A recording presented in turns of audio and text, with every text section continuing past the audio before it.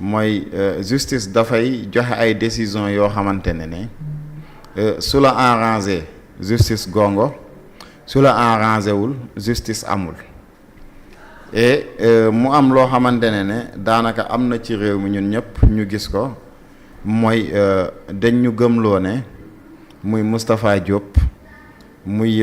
Farba muy Pape Malick Ndour muy keneen ak keneen ak keneen ba ca Macky Sall ba maanaam APR ñu ci bokk ñëpp maanaam ay sàcc lañu buñ ñu gëmloowee loolu wax ko sénégalais campagne loolu ñu ñëw defe naa ba toog au pouvoir ñuy continuer di dégg ne ñoom ñëpp ay sàcc lañu et tey bu ñu leen yóbbee ci yoon ñu ci jàpp ñëpp maanaam depuis presque 1 an et poussière wala 2 ans même près de 2 ans mënuñu wax diw yow lii yaa ko def justice def na àtte na condamné la nangam ak nangam ak nangam en tout cas loolu dafay indi doute et je l'ai toujours dit mooy souvent am na perception boo xamante ne homme politique yi tey bu ñu ko jëlee def ko ci justice askan wi téye loolu ci justice mën na poser chaque jour problème parce que dafay am rupture de confiance entre justice sénégalaise bi ak ñoo xamante ne ñoom ñooy justiciable bi nag mooy ñun les sénégalais et je l'ai toujours soutenu mooy justice buy dox normal buy dox correctement ci ay fait lay teg ay mbiram ci ay débat yoo xamante ne débatteur nañ ko au sein tey ba ci biir audience yi ci lay teg li muy décider mais tey bu nekkee daa am ñoo xamante ne dañoo considérer que ne justice bi dañu koy politiser justice bi dafa am ñoo xamante ne ñoom ñoo nekk ci ginnaaw justice bi dafa am ñoo xamante ne ñoom ñoo tax justice bi am ni muy doxee donte ñoom parfois du ñu kontaan ci justice bi tout ça aussi dafay poser problème aujourd'hui la justice elle est ce qu'elle est amul ci benn àdduna boo xam justice parfaite am na fa mais li may wax à chaque fois mooy justice bis buy dem bay jàpp nit na nekk loo xamante ne wax dëgg fa yàlla jar na jàpp nit maintenant nag le problème du Sénégal par rapport à la justice mooy tey mën nañ la jàpp boo xamante ne amaana ci pouvoir exécutif lay jóge maanaam tey dafay jóge ci nguur gi ñu yóbbu la ci yoon bu ñu la yóbbee ci yoon parce que loolu ci procureur lay jóge et procureur xam nañ fan ak fan la ñu jokk ba agsi foofu bu ñu la yóbbee foofu gars yi ñu def seeni enquête def seen audition def lépp benn juge taxaw ne man décidé naa pour diw mu am liberté provisoire parquet bi nag foree fële ñëw ne déedéet kii wawul génn parce que lii ak lii et jàpp naa ne loolu mooy le problème du Sénégal par rapport ak justice parce que justice chaque jour mu rendre ay décisions chaque jour mu joxe ay décisions yoo xamante ne en tout cas xam nañ ne ñoom ñu ngi def li ñu war a def maintenant le reste mooy côté politique ñoom ñu gérer décisions yooyu te jàpp naa ne foofu li ko waroon régler mu ngi ci assise de la justice conclusion yooyu et malheureusement chaque jour ñu demandé ko jusqu'à aujourd'hui dafa mel ne conclusion yi dañ ko jël rek denc ko amaluñu benn njëriñ et tant que réglé wuñu ko ak décision yooyu conclusion yooyu ñu jëloon ci assise yi jàpp naa ne à chaque fois justice bi en tout cas day nekk éternel recommencement parce que politique bi daf ciy am doole trop et loolu baaxul parce que tey mën nañ jàpp nit pendant 2 ans ñu koy wax ne nañ ko may liberté provisoire le parquet bañ dossier bi demaat yàggaat après liberté provisoire jusqu'à ñuy àggi cour suprême imaginez ñaata temps lay jël si ñoo xamante ne jàppoon nañ ne waroon nañ leen a mun a bàyyi def nañu ak defuñu kenn xamul maintenant li ñu war a préciser aussi mooy képp ko am liberté provisoire nañu xam ne aussi dossier bi jeexagul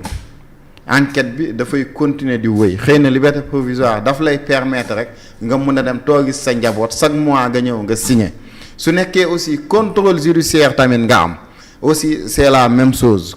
parce que moom ak liberté provisoire sorantewul xëy na ci biir contrôle judiciaire bi xëy na moom mooy gën a bëri ay affaires yoo xamante ne en tout cas di nga ko def am na ñoo xam dañ leen takkal bracelet électronique tout ça yooyu yëpp ay xeetu maanaam liberté la boo xam te ne dañ lay permettre rek nga mën a nekk ci sa njaboot mais dañuy jàpp dossier bi jeexagul dossier bi dafay continuer parce que aujourd'hui aussi y a beaucoup de personnes yoo xam te ne libéré nañ leen mais li ngay dégg ñu naan la non diw deful dara diw moom yoon seetal na ko te or yoon seetalu ko et malheureusement yooyu aussi il faut que tamit gars yi ñu bàyyi ci xel bu baax a baax ñu xam ne dossier dafay continuer képp ko am nga liberté provisoire bis mën na ñëw ñu woowaat la mais Thierno dossier dafay continuer ban homme politique nga gis ñu may ko liberté provisoire après taxaw àtte ko après fan lay mujj non-lieu wala dossier ba ñu fàtte ko wala et cetera tey boo dee xool Bougane excusez-moi comment il s'appelle encore l'homme des faux billets le député là comment il s'appelle Bougazelli la main dans le sac lañ ko jàpp yóbbu nañ ko ci kaso bi après may ko liberté provisoire mu génn ba muy def ay affaire nu mu tuddati sax jënd ak xaw ma loué néeg ak loué kër ba am ci problème man homme politique moo taxaw rek ñu ni la àtte nañ la ñu taxaw ñu ni àtte nañ la gis nga kaawu Farba ni mu demee gis nga gaawu Lat Diop ni mu demee gis nga ñoom ñeneen ñu jigéen ñi ñu jàppoon ci affaire fonds force Covid daanaka non-lieu lañ leen defal c'est-à-dire quel genre de justice la ñu war a mën a jàpp ni mooy dem jusqu'au bout quand il s'agit des hommes politiques ki koy bëgg le plus souvent c'est le parquet qui dépend du ministère de la justice mais juge bi en général day déglu ñi nga xamante ne ñoom ñooy avocat bi daal di lire le droit aujourd'hui ban jàngat ngay am ci loolu ndax homme politique dañu fa dafa gën baadoola bii di man mii tey jii nekk ci kaso bi war a génn te génnuma kaaw Ndella Madior on l'a dit may nañu ko liberté provisoire mais parquet dafa def recours ñu delloowaat ko ci kaso bi te ñu ngi war a joxe verdict am defe naa fin du mois bi donc aujourd'hui ces hommes politiques yi nga xam ne dañu constituer en groupe ñu leen di jiiñ sàcc ñu leen di jiiñ ay détournement et cetera te ca coppaandaw ga lay mujj ca coppaandaw ga mooy ñu weexal leen tàll wala ñu may leen liberté provisoire boo xamante ni du leen xañ benn droit après dañuy nekk di doxaat seen soxla est-ce que mën nga jàpp ni équitabilité de la justice mën nañ ko xool foofu. waaw xam nga en gros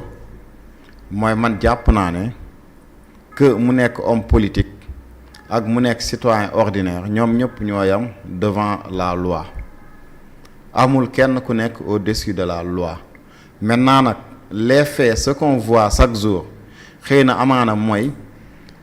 bu nekkee homme politique la mu am ay jafe-jafe ak yoon. mu dem ba ñu may ko liberté provisoire souvent dañuy jàpp ne maam dossier boobu fa la yam jeex na loolu am na ci c'est vrai que gis nañu ay cas yu mel noonu yoo xamante ne mais ci cas yooyu aussi da ngay jàpp ne maanaam lu ñuy wax le temps de la justice n'est pas le temps des autres dossier mën na dem ba yàgg ñu sulliwaat dossier bi parce que dossier tant que nit ki àggu ci ba ñu ne ko yow kat am nga non-lieu total dossier bi kat jeex na France xëddeem dootul ubbeeku nga doog a xam ne dossier bi jeex na mais jàppal ne képp koo xam am nga dossier fii ci Sénégal muy dossier que nga nekk homme politique ak boo mënti doon en tout cas justice bu xasee ba tàmbali liggéeyam dossier bi mën na durer 5 ans mën na durer 10 ans mën na durer 15 ans mais jàppal ne dossier boobu tant que vidé wuñu ko jàppal ne à chaque moment à chaque fois bis boo yeewoo xamal ne dossier boobu mën na ressurgir waat et mën nañ la ci woo tey am na si ñu bëri ñoo xamante ne tey comme le cas de Bougazelli tey Bougazelli mu ngi prison xam nga Bougazelli dafa amoon un dossier boo xam ne ci wàllum faux billet la woon tey dossier boobu àtteeguñu ko dañ ko may liberté provisoire parce que dafa feebaroon parce que nangam ak nangam mais tous ces dossiers là même bu ko ñii nekk fii tey jamono ji réglé wuñ ko mun na am benn juge boo xam ne dina mus a ñëw jot ci dossier yooyu convoqué leen pour régler ces dossiers là mais jàppal ni dossier boo xamante ne vidé wuñ ko mën na ressurgir waat mën na ñëwaat à n'importe quel moment. D'accord merci beaucoup Thierno Malick kaaw Tabaski Ngom ak Moustapha Diop ci la ñu bàyyee Moustapha Diop may ko liberté provisoire mais cas fonds force Covid yi moom dañ ko fa téye ba léegi mais kaawam ak diggante Tabaski Ngom sa njàngat lan la ciy doon Tabaski Ngom est la grande perdante parce que xaalis boo ko dee joxee dafa war a ànd surtout nga liggéey trésor public c'est dangereux de sortir benn dërëm te fekk ne amul décharge wala et cetera surtout nag ngay lebal un homme politique d'après Tabaski Ngom ce qu'elle a dit nee nañu nag day wax fii après wax fële Moustapha Diop nee na mosu koo yokk xaalis et cetera nan nga mën a jàngatee histoire boobu nga xam ne dafa jeexee ak ñu may liberté provisoire